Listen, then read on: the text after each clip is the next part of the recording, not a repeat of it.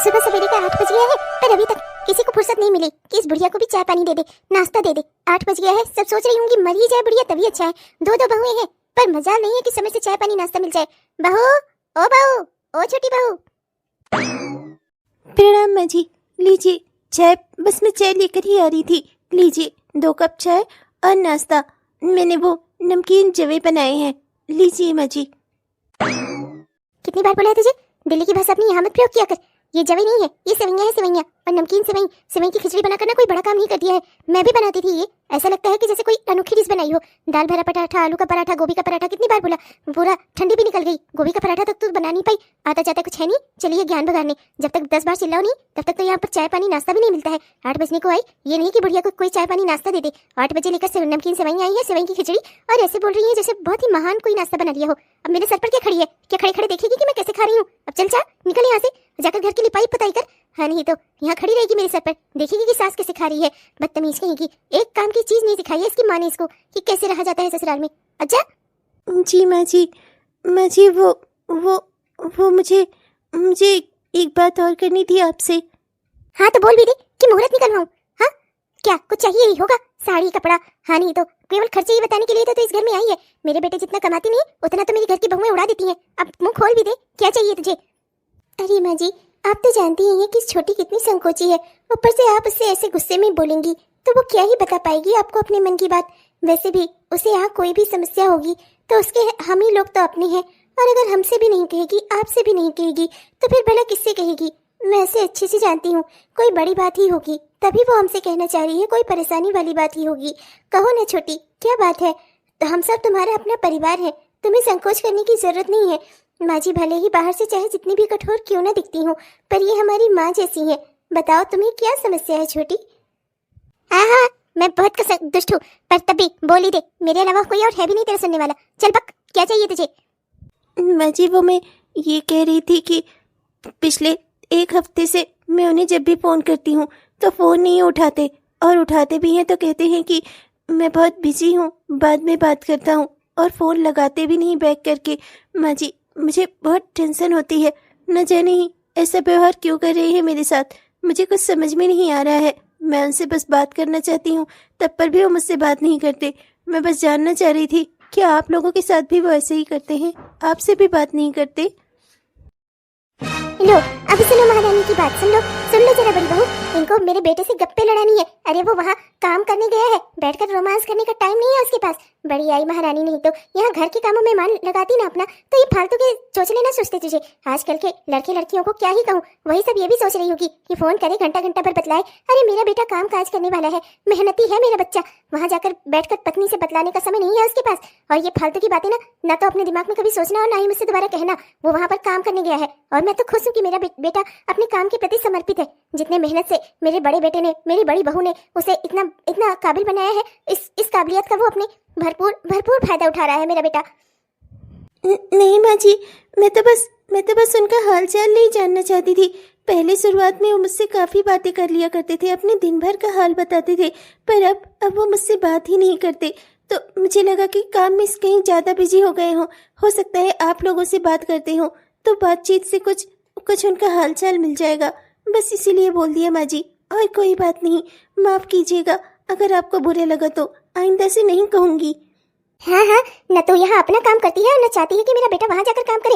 अरे मेरे बड़े बेटे ने अपनी पढ़ाई लिखाई सबका त्याग कर दिया, दिन रात खेती में जुटा रहा। मेरे बड़े बेटे और मेरी बड़ी बहू की मेहनत का नतीजा है जो मेरा बच्चा काबिल बना है, और काबिल बना है तो वो अपना काम पूरी ईमानदारी के साथ कर रहा है। वहाँ जाकर बीवी से बात करने का समय नहीं है उसके पास। हाँ नहीं तो महारानी ये चाहती है बस इनसे गप्पे लड़ाए, काम काज जाए चूल्हे में। हाँ नहीं तो अपना तो कोई काम करती नहीं, ऐसे ही चाहती है मेरा बेटा भी हो जाए निकम्मा। माँ जी आखिर बेचारी गलत ही क्या कह रही थी, दुखी है वो, पति है वो उसका, अगर उससे अच्छे से बात नहीं करेगा तो दुख तो उसे होगा ही ना। एक तो वैसे भी बेचारी इतने सालों से अपने पति से दूर रह रही है, ऊपर से देवर जी यहाँ आते भी हैं तो सिर्फ 1-2 दिन को, और ऊपर से वहाँ जाएंगे और उससे बात भी नहीं करेंगे तो उसे कैसा लगेगा? कुछ भी हो माँ जी, हम सब उसका परिवार बन सकते हैं पर उसका पति तो नहीं ना। जीवन साथी की बात ही कुछ और होती है माँ जी, उसका दिया हुआ दुख, उसका दिया हुआ दर्द इंसान को ज्यादा ही महसूस होता है। मैं समझ सकती हूँ बेचारी छोटी के ऊपर इस समय क्या बीत रही होगी। हाँ अब तू भी उसकी ओर से उसकी तरफदारी ना कर, तेरी देवरानी है इसका मतलब ये नहीं कि उसकी गलत बातों को भी सपोर्ट कर ले। हाँ नहीं तो अरे घर के काम काज में यहाँ मन लगाएगी ना तो मेरे बेटे के पीछे कम लगेगी। अरे इतनी मेहनत से मेरा बच्चा सरकारी नौकरी वाला बना है, अब अगर वहाँ पे जाकर भी उसे बीवी से ही बात करनी है तो यहाँ गाँव में खेती बाड़ी ही ना कर लेता वो। अरे काबिल बना है, काबिल है मेरा बेटा, सरकारी नौकरी कर रहा है, नहीं है उसके पास इतना समय कि बीवी से बैठकर गप सड़ा कर लगाए। और अब शहर की नौकरी है तो क्या यहाँ गाँव में आकर रहेगा? अरे इस महारानी के पास कमी किस चीज की है? अरे जो मुंह खोलती है तुरंत हाजिर हो जाता है इसके लिए, और तब पर भी बस मेरे बेटे के ही पीछे हाथ धोकर पड़ी रहती है। और तू भी इसकी बातों का सपोर्ट मत कर। हाँ नहीं तो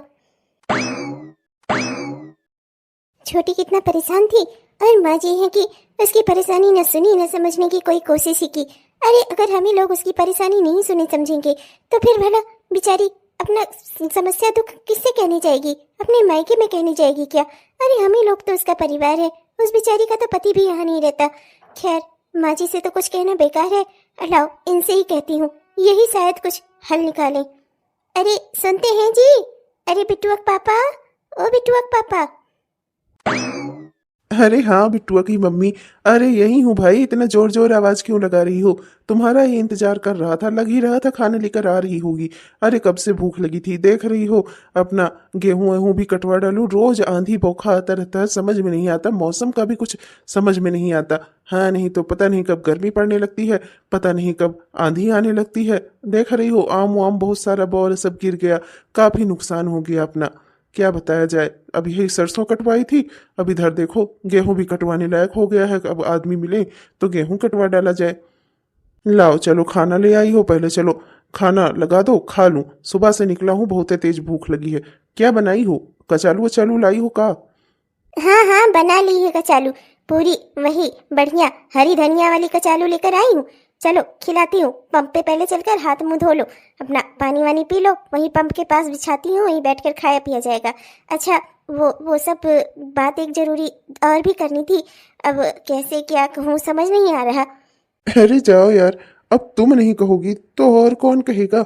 अरे भाई पत्नी हो मेरी, मेरे बेटे की माँ हो, अब तुम्हें भी कहने के लिए सोचना विचारना पड़ेगा क्या? अरे शादी को हमारी 8-10 साल हो गए हैं और अभी भी तुम्हें सोच विचार कर कहना है? बताओ क्या बात है? कुछ कुछ दिक्कत वाली बात है क्या? मायके से फोन होना आया था क्या? जाना वाना है क्या? ये बिटुआ के पापा, वो क्या है ना कि आज छोटी बहुत परेशान थी, कह रही थी कि हफ्ता डेढ़ हफ्ता हो रहा है और देवर जी उससे सही से बात नहीं कर रहे हैं। फोन लगाती है तो उठाते नहीं है, और उठाते हैं तो कहते हैं बिजी है, बाद में बात करूंगा।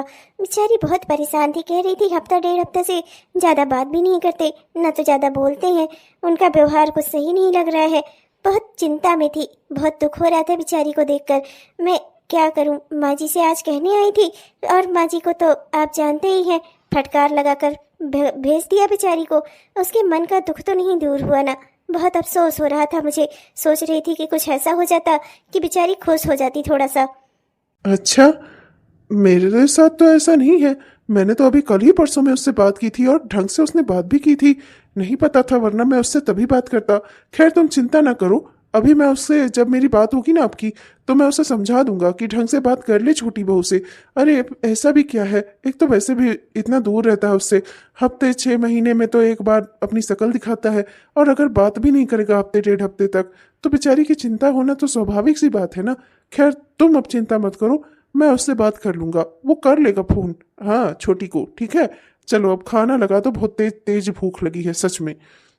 चलो फिर ठीक है, देवर जी का फ़ोन मुझे आएगा तो मैं भी उनसे बात कर लूँगी, लेकिन ज़्यादातर फ़ोन तो आप ही के पास आता है ना, तो आप ही कह देना, कह देना कि अपनी पत्नी से अच्छे से बात करे। भाई ये सब क्या है? अरे शहर भेजा है, उसे काबिल बनाया है हम लोगों ने, इस दिन के लिए थोड़े ना कि अपने जड़ों को ही भूल जाए। समझा दो उसे, पेड़ चाहे जितना भी बड़ा क्यों ना हो जाए, उसे अपनी जड़ों से जुड़े रहना ही पड़ता है। अरे ये घर बार है उसका, बीवी है उसकी यहाँ पर, अब वो नहीं बात करेगा उससे तो फिर उस बेचारी को तो दुख होगा ही ना। अब एक काम करो, आप उससे बात कर लेना, ठीक है? अरे यार भाग्यवान, मैं कहूँ या तुम कहो, बात तो एक ही है ना। तुमने कौन सा उसे अपने बेटे से कम समझ कर पाला है? अरे जितना प्यार तुम बिट्टुआ से करती हो उतना ही प्यार तो अपने देवर से भी करती हो। खैर चिंता मत करो, मैं उससे बात कर लूंगा। अब चलो जल्दी से खाना लगा दो। कचालू का सुन के ना मेरे मुंह में पानी आ रहा है और पेट में ना चूहे कूद रहे हैं सुबह से, सच में। हाँ हाँ चलो भाई, मैं भी खाना लगाने के लिए ही लेकर आई हूँ, अकेले अपना नहीं खा जाऊंगी। चलो पंप पे चलकर हाथ मुंह धो, वहीं बिछाती उछाती हूँ, बैठा जाए वहीं पर। कितनी ठंडी हवा चल रही है, खेत में कितना अच्छा लग रहा है। चलो भाई। चलो अब ये देवर जी से बात कर लेंगे तो देवर जी छोटी से बात कर लेंगे। बेचारी कितना दुखी हो रही थी, भगवान उसकी शंका का समाधान करे। एक तो वैसे भी पति इतना दूर रहे तो पत्नी के मन में शंका तो होती ही है, ऊपर से जब वो ऐसा बर्ताव करेगा तो और ज्यादा शंका होगी बेचारी को। अरे ये तो उनका फोन है। हेलो हेलो, हाँ हाँ जी, कैसे हैं आप? और बताइए ना, आज इतने दिनों बाद आपने खुद से मुझे फोन किया।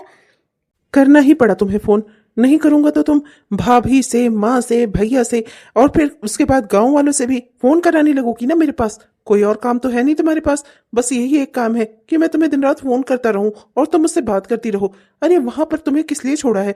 मेरी माँ का, मेरी भाभी का, सबका ख्याल रखो। ये क्या है कि मुझे हरदम मुझसे ही बात करनी है? हाँ, ये कौन सी बात है? अरे यहाँ मैं अपना काम पर आया हूँ, काम करने आया हूँ, यहाँ बीवी से बात करने नहीं आया हूँ, समझी? अरे 2-4 हफ्ते अगर तुमसे सही से बात नहीं कर पाया तो तुमने मेरी शिकायत बड़े भैया से कर दी। हाँ, बड़े भैया फोन लगाकर मुझसे कह रहे हैं कि अपनी बीवी से बात क्यों नहीं करता, तरह तरह के मुझे लेक्चर सुना रहे हैं। सब तुम्हारी वजह से। मेरे बड़े भैया और भाभी, माँ, सबसे शिकायत कर रही हो तुम मेरी। हाँ, अरे जब इंसान खाली होगा, फ्री होगा, अपने आप ही नहीं फोन कर लेगा।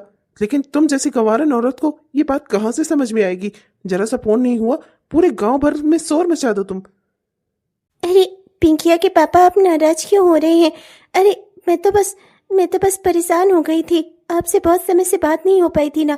दिन में मान लीजिए आपके पास समय नहीं, पर रात में तो समय होता होगा ना।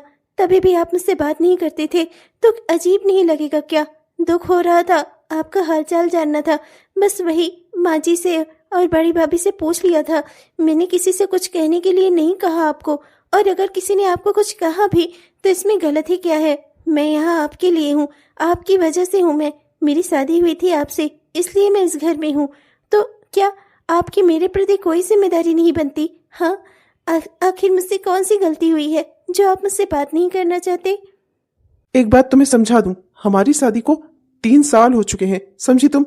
2 साल की बेटी है हमारी और अभी भी तुम ऐसी दखियानुसी बातें करती हो। हाँ, मुझे अब समझ में आ रहा है, एक गंवार औरत से शादी करनी ही नहीं चाहिए थी। पढ़ी लिखी लड़की से शादी करता, कम से कम वो मेरी मजबूरी तो समझती। लेकिन तुमसे मैं उम्मीद ही क्या कर सकता हूँ? कर ली ना बात, और कोई बात करनी है क्या तुम्हें? और आइंदा से कभी इस तरीके का दोबारा कोई ऐसी हरकत करना नहीं। मैं ठीक ठाक हूँ और स्वस्थ हूँ, तुम्हें फोन पे बता तो देता हूँ हालचाल। अब घंटों बात करने का समय नहीं है मेरे पास, रखो phone. T T T T. गंवार औरत यहाँ रहते थे तो कितना अच्छे से मुझसे बात करते थे, अपनी बेटी को गोद में खिलाते थे। इनकी नौकरी लग जाए इसके लिए कितना मैं प्रार्थना करती थी। मुझे नहीं पता था एक दिन ये ऐसे बदल जाएंगे। जब वहाँ गए शहर में तब भी फोन करके बोलते थे तुम्हारे बिना दिल नहीं लगता, बच्ची पिंकी की याद आती है, घर परिवार की याद आती है, जल्दी ही ट्रांसफर लेकर गाँव में चला आऊँगा। और अब हमसे बात भी नहीं करा जाता इनसे, और मुझे गाँव की लड़की बोल रहे हैं, गंवार बोल रहे हैं। मेरी भी क्या जिंदगी है? माँ मेरी बचपन में ही मर गई थी। सौतेली माँ ने पाल पोस कर बड़ा तो किया, पर वो मेरे पीछे 1 रुपया तक नहीं खर्चा करना चाहती थी। भला हो जेठानी जी का, जिन्होंने अपनी गांव की लड़की जानकर मेरी शादी अपने देवर से इनसे करवा दी। पर मैंने कभी नहीं सोचा था कि ये इतना बदल जाएंगे। भगवान ने मुझे सब कुछ अच्छा दिया, घर बार अच्छा दिया, पति अच्छा दिया, फिर ये बदल क्यों गए? अरे छोटी, तू यहाँ क्या कर रही है? देवा जी का फोन आया था क्या? हाँ, मैंने देखा तुझे फोन पर बात करते हुए। क्या कह रहे थे? दुखी हो रहे होंगे ना, तुम दोनों इतना एक दूसरे से दूर क्यों रहते हो? अरे अब की बार देवा जी आए ना, मैं तो उन्हें बोल दूंगी भाई चाहे जैसे भी व्यवस्था बनाओ, अपनी बिटिया और अपनी बीवी को लेकर ना शहर में ही जाओ। हाँ, ऐसे अच्छा थोड़ी ना लगता है, आधा परिवार यहाँ पर, आधा परिवार वहाँ पर। माँ जी को संभालने के लिए तो मैं हूँ ही। अरे पिछली बार ही बोल रही थी, पर वो मेरी सुनते कहाँ हैं। उन्होंने कहा कि अरे पहले वहाँ व्यवस्था तो बना लो भाभी, फिर व्यवस्था बनाकर तब इन लोगों को ले जाऊंगा। और देख रही है 3 साल से ऐसा ही चल रहा है, पर अब की ना मैं उनकी एक नहीं सुनूंगी। हाँ भाभी, वो मुझे ले तो तब जाएंगे ना जब उनका दिल करेगा। उनका तो दिल ही नहीं कर रहा अब मेरे साथ रहने का, मुझसे बातें करने का। हो ना हो, कुछ तो अजीब जरूर है। अजीब है मतलब क्या छोटी? मुझे तो लगा कि तुम्हारी देवर जी से बात हुई और सब कुछ ठीक हो गया होगा। क्या हुआ? कोई शंका वाली बात है क्या? कुछ कहा उन्होंने क्या? बताओ ना मुझे। सब कुछ ठीक ही तो नहीं है भाभी। समझ में नहीं आ रहा है कि मैं किससे और क्या कहूँ, जब मुझे खुद ही कुछ समझ में नहीं आ रहा है। बस इतना मालूम है कि कुछ तो है जो ठीक नहीं है। वो बदलते जा रहे हैं, पहले ऐसे नहीं थे। अब जब से यहाँ इतना साल हो गया उन्हें यहाँ से गए हुए, 1 साल पूरा बीत गया, और अब उनका व्यवहार मुझे कुछ बदला बदला सा लग रहा है। वो पहले वाले इंसान नहीं रहे।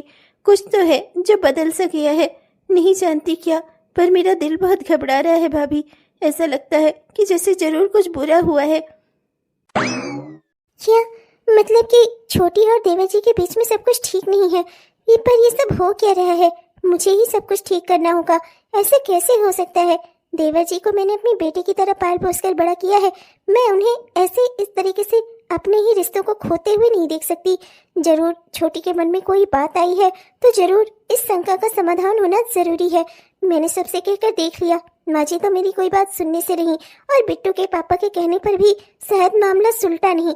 तो अब एक ही रास्ता है, अब मुझे ही कुछ न कुछ कदम आगे बढ़ाना होगा।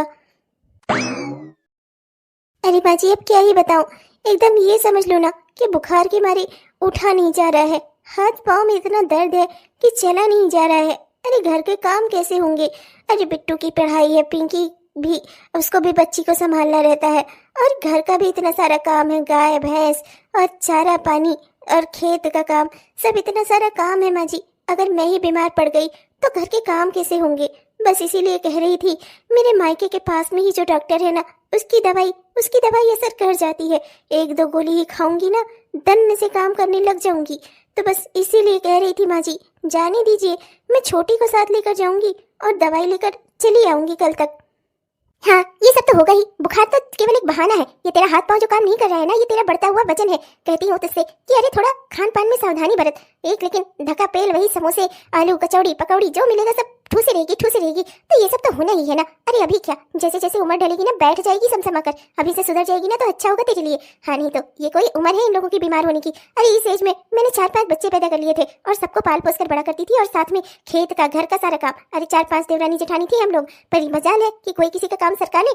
सब अपना अपना काम करती थी। अगर तुम लोग जैसी हरदम बीमारी, बुखार, दर्द यही सब करती रहती ना, तो बच्चे पाल पोस कर बड़े ना कर पाती, और घर तो इधर उधर हो जाता, बह बिला जाता सब, और गाय भैंस तो एक भी ना बचती जैसे आजकल की बहुएं हैं। हाँ, नहीं तो ये छोटी के नखरे क्या कम थे जो तू भी शुरू हो गई अब?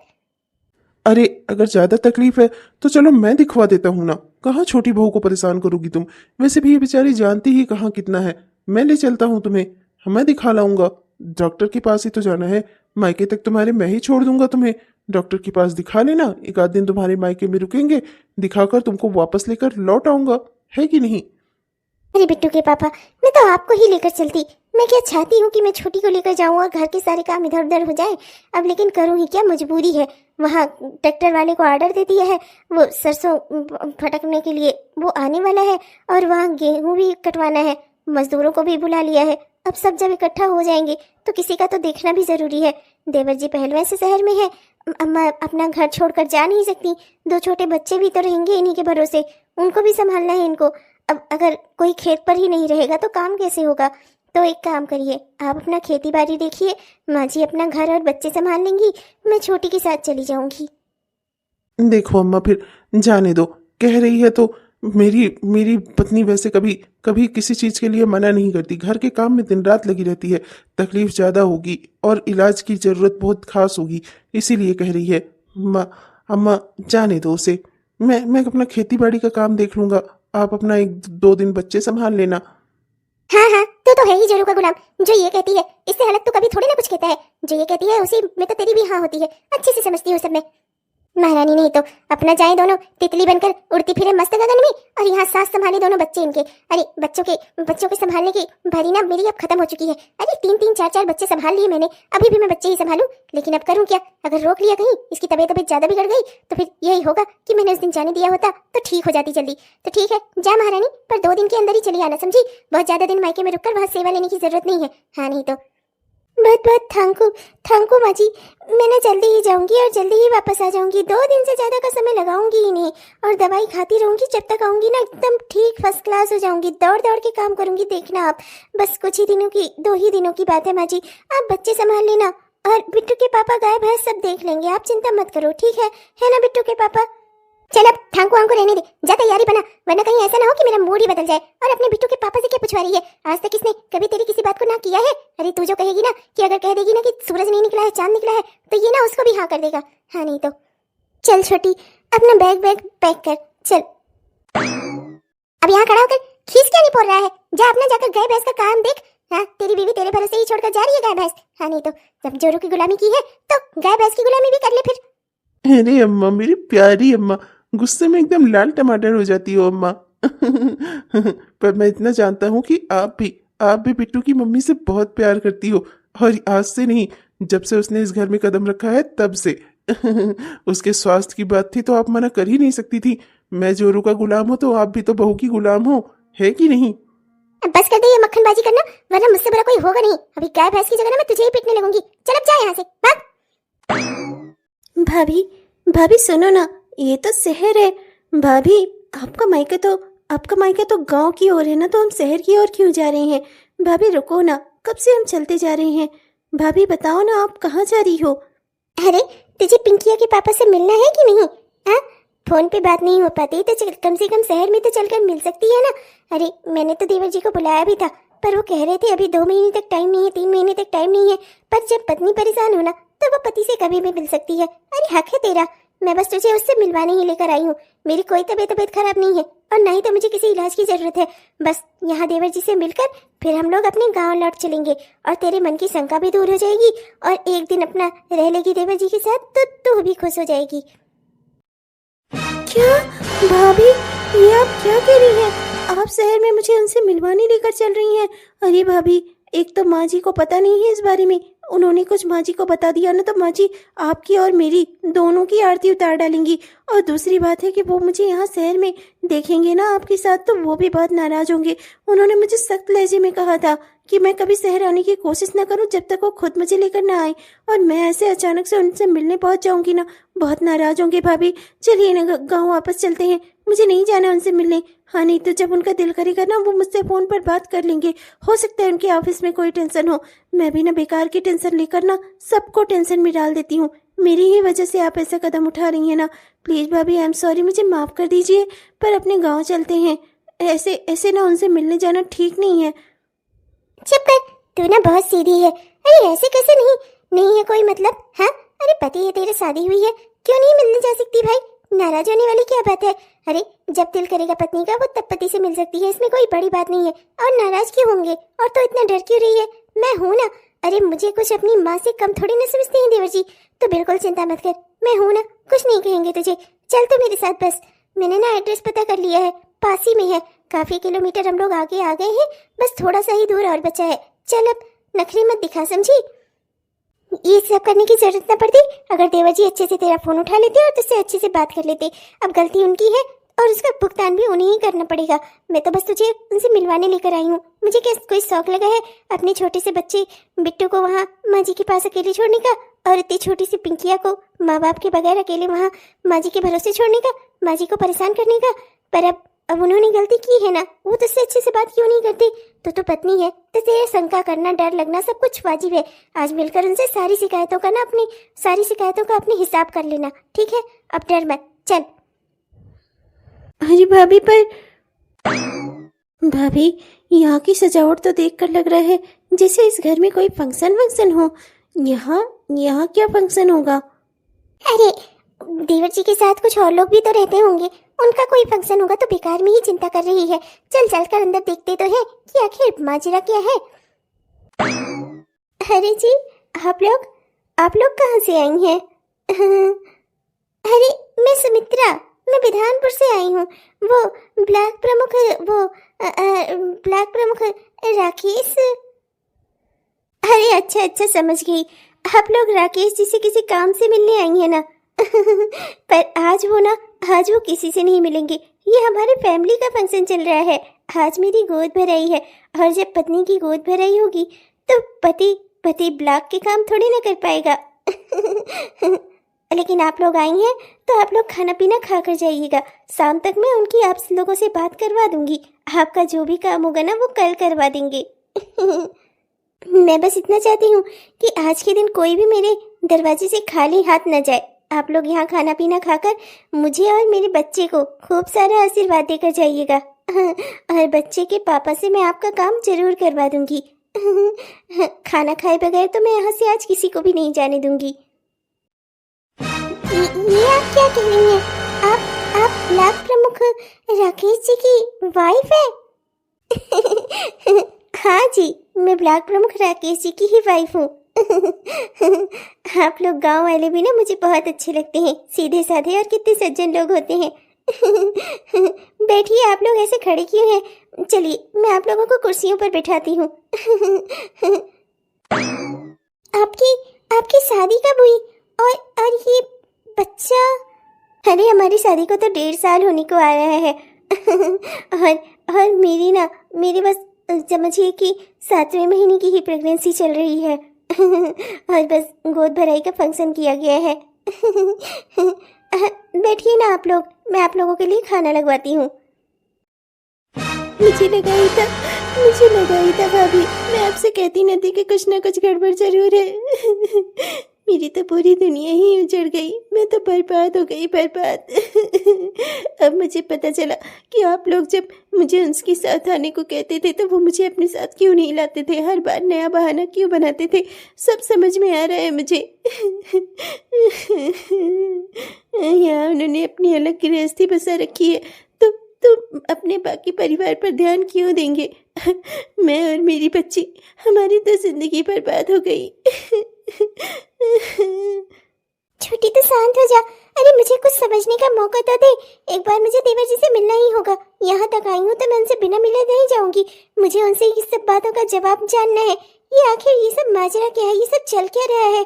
मुझे भी उनसे जवाब चाहिए। अपने बेटे की तरह पाल पोस कर बड़ा किया है, पर ये आज़ादी कभी नहीं दी कि किसी औरत के साथ धोखा करो, दगाबाजी करो। और यहाँ तो वो दो औरतों को धोखा दे रहा है। तो इस परिस्थिति में मेरा उससे सवाल जवाब करना तो बनता ही है। मैं यहाँ से बिना उससे जवाब लिए नहीं जाऊंगी। तो चुपचाप शांति से खड़ी रहे यहाँ पर। यहाँ तक आई हूँ तो मैं उससे जवाब लेकर ही जाऊंगी। अब आपको क्या समझना है भाभी, क्या समझना है आपको? वो औरत सब कुछ तो बता कर गई, और उसकी हालत नहीं देखी आपने। 7 महीने की गर्भवती है वो, और क्या सबूत चाहिए आपको?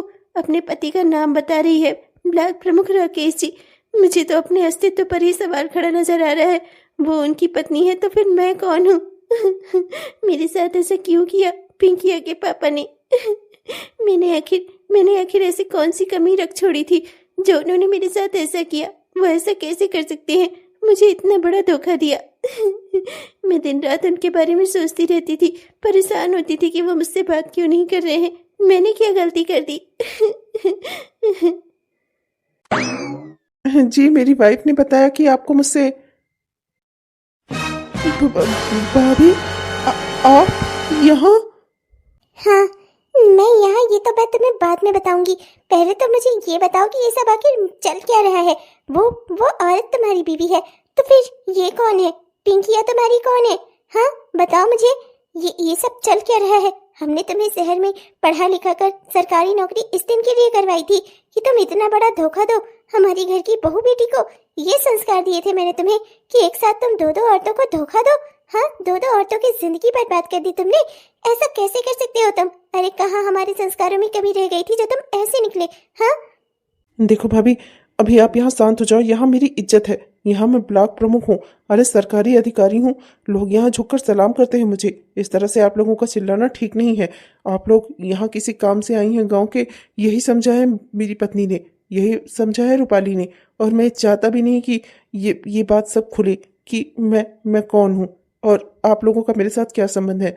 देखिए भाभी, जो भी हुआ ये थोड़ा समझना आपके लिए थोड़ा कॉम्प्लिकेटेड है, थोड़ा मुश्किल वाला है, पर अब यही सच्चाई है। मैं आप लोगों को सब डिटेल में समझा दूंगा, पर अभी नहीं। अभी आप लोग यहाँ से जाइए। यहाँ पर मेरा कुछ मान सम्मान है और मैं नहीं चाहता कि यहाँ कोई दिक्कत वाली बात हो। अरे जाओ देवा जी, थू है तुम्हारे ऊपर, थू है तुम्हारे इस दरवाजे पर। मैं तो कभी इस दरवाजे पर थूकने भी ना आती, पर मैं अपनी देवरानी की वजह से यहाँ पर आई थी। मुझे लगा था कि मुझे यहाँ पर मेरा देवर मिलेगा, नहीं पता था कि यहाँ पर एक सरकारी अधिकारी मिलेगा जिसकी नज़र में रिश्ते नातों की कोई कीमत ही नहीं है। बताओ तो जरा, वहाँ गाँव में अपनी बेटी अपनी बीवी को छोड़कर यहाँ तुमने दूसरा परिवार बसा लिया। ये संस्कार थे हमारे घर परिवार के। अरे जाओ, मुझे खुद ही तुमसे कोई बात नहीं करनी। तुम्हारी क्या इज्जत घट रही है? तुम्हारे साथ खड़े होकर यहाँ ऐसा लग रहा है जैसे मैं खुद किसी पाप की दरिया में डुबकी लगा रही हूँ। मुझे ना तुमसे कोई बात ही नहीं करनी। और एक बात बता दूं तुम्हें, तुम अगर ये सोच रहे हो ना कि तुमने मेरी छोटी के साथ गलत किया है और वो जिंदगी भर बैठकर तुम्हारे पीछे रोगी, तो मैं तुम्हें एक बात अच्छे से समझा दूं, औरत कभी कमजोर नहीं होती, उसे कमजोर समझने वाला आदमी कमजोर होता है। तुमने मेरी छोटी को छोड़कर ना बहुत बहुत गलत काम किया है, तुमने उसे धोखा दिया है ना। अब मैं तुम्हें दिखाऊंगी कि अगर एक औरत करने पर आ जाए ना तो वो क्या कर सकती है। एक करतब तो ये अभी कर सकती है, अगर ये पुलिस में जाकर कंप्लेंट लिखा देना तो तुम्हारी सरकारी नौकरी सब कुछ जब्त हो जाएगा। एक साथ 2 बीवियों के रखने के जुर्म में तुम्हारी नौकरी तो जाएगी ही जाएगी, मान सम्मान सब अलग खत्म हो जाएगा। तुम्हारा मान सम्मान ना मेरी देवरानी के पैरों में पड़ा है, समझे तुम? भाभी समझने की कोशिश करिए। अरे आप मैं आपका लाडला देवर हूँ और आप ये क्या नप बातें कर रही हैं। अरे इसमें इतनी अकल कहाँ है जो ये पुलिस थाने पहुंच जाएगी। और मैं आपसे हाथ जोड़कर विनती करता हूँ, आप अभी यहाँ से चली जाइए। मैं बाद में आपको सब कुछ समझा दूंगा। अब आप यहाँ अचानक से ऐसे आ जाएंगी, मुझे इस बारे में कुछ पता ही नहीं था, वरना मैं पहले से आपको सब कुछ बता देता भाभी। पर प्लीज प्लीज अभी आप लोग जाओ यहाँ से। देखिए रूपाली की तबीयत भी ठीक नहीं रहती, उसकी 7वें महीने की प्रेगनेंसी चल रही है। मैं नहीं चाहता कि उसे किसी भी तरह का कोई शौक लगे, कोई धक्का लगे, उसके लिए ये गलत साबित हो सकता है। प्लीज समझने की कोशिश करिए। नहीं नहीं, जब ये कांड किया है तो अब डर कैसा। मैं तो जाऊंगी अपनी देवरानी के साथ पुलिस थाने जाकर कंप्लेंट करूंगी और अभी का अभी तुम्हें अरेस्ट करवाऊंगी। तुम्हारी नौकरी ना जब्त करवा ली ना तो मेरा नाम भी सुमित्रा नहीं। जितने प्यार से तुम्हें पाल पोस कर बड़ा किया है ना, तुम्हारी गलतियों पर उतने ही प्यार से मैं तुम्हें सजा भी दूंगी। भाभी चलो यहाँ से, मुझे कोई पुलिस कंप्लेंट नहीं करानी। आप चलो मेरे साथ, यहाँ से चलो भाभी, चलो आप। अरे ये तो कैसी बातें कर रही है। ये आदमी तुझे इतना 1.5 साल से धोखा देता हुआ आ रहा है और तू कह रही है कि हम कुछ नहीं करेंगे। अरे इसे अपनी एक बीवी की चिंता इतनी है कि उसे कुछ ना हो, दूसरी बीवी को छोड़ते समय इसने एक बार भी तेरे बारे में नहीं सोचा। अरे पिंकी क्या इसकी बेटी नहीं है? तू क्या इसकी बीवी नहीं है? तेरे साथ धोखा करते हुए उसे ये बात समझ में नहीं आई, जब कोई इंसान तेरी कदर ना करे ना तो तू भी उसकी कदर मत कर, ऐसा पागलपन मत कर। अरे अपनी बेटी के बारे में सोच। अरे कौन उसका सहारा बनेगा? हाँ, अरे ये बाप है उसका, सारी जिम्मेदारियों से पल्ला झाड़कर यहाँ शहर में दूसरा परिवार बनाकर रह रहा है और तू मुझे कह रही है कि मैं कुछ करूँ ही ना। मैं तो पुलिस थाने जाऊंगी और तुझे चलना होगा मेरे साथ, समझी तू? चल यहाँ से सीधे पुलिस कंप्लेंट करूंगी मैं। अरे भाभी समझने की कोशिश करो, ये क्या अनाप शनाप पक रही हो आप। अरे किसी ने सुन लिया ना तो लेने के देने पड़ जाएंगे मुझे। भाभी आप चलो यहाँ से, चलो, मुझे कुछ नहीं करना और ना ही किसी से कोई बात करनी है। चलो आप, मुझे अपने घर जाना है, अपनी बेटी के पास वापस चलना है। प्लीज भाभी चलो चलो, अपने घर चलो। अरे पर मेरी बात तो सुन, मुझे कंप्लेंट करनी है। अरे गजब पागल औरत है तू। अरे इसने तेरे साथ इतना बड़ा धोखा दिया और तू अभी भी इसकी बात सुन रही है। अरे ऐसे ना होती ना तो ये 1.5 साल में यहाँ दूसरा परिवार ना खड़ा कर लेता। तेरी बेवकूफियां देखकर ही इसने ऐसा किया है और तू है कि समझने की तैयारी नहीं है। और ऐसा सबक सिखाऊंगी ना इसे कि इसकी सारी इज्जत पानी सब खत्म हो जाएगी। हाथ छोड़ मेरा, मुझे पुलिस कंप्लेंट करने दे, यहाँ भी तमाशा करने दे, बताने दे लोगों को कि इसकी सच्चाई क्या है। ब्लॉक प्रमुख बना फिरता है। अरे बताओ तो जरा, एक औरत के साथ इतना बड़ा धोखा करते हुए, अपने परिवार के साथ धोखा करते हुए इसे शर्म नहीं आई? हाथ छोड़ मेरा, मैं अभी बताती हूँ इसे। मुझे कोई कंप्लेंट नहीं करनी। भाभी चलो यहाँ से, मेरा यहाँ जी घबरा रहा है। मेरी बच्ची घर में अकेले होगी, मुझे उसके पास पहुँचना है। माँ जी भी अकेले होंगी, वो नाराज हो जाएंगी।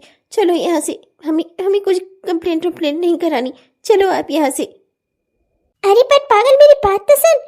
नहीं भाभी, आपको मेरी सौगंध है, बस अब आपको पिंकी की सौगंध है, आप कुछ नहीं करोगी। चलो यहाँ से, घर चलो अपने। जा रही है देवर जी, पर एक बात अच्छे से समझ लो, जो तुमने किया है ना इसका दंड तो तुम्हें भुगतना ही पड़ेगा। भले ही मैं आज कुछ न कर पाऊँ, आज मेरी छोटी की कसम ने, तुम्हारी बेटी पिंकी की कसम ने मुझे रोक लिया, वरना तो आज मैं तुम्हारा वो हाल करती ना कि दुनिया में कोई दूसरा आदमी दूसरी शादी करने से पहले ना 100 बार सोचता। पर आज तुम बच गए मेरी छोटी की वजह से। पर ये मत समझना कि तुमने जो किया है उसका तुम्हें कोई फल नहीं मिलेगा, फल तुम्हें जरूर मिलेगा, आज नहीं तो कल मिलेगा। चलो भाभी चलो यहाँ से, प्लीज कुछ चिल्लाओ नहीं, कुछ बोलो नहीं, चलो बस।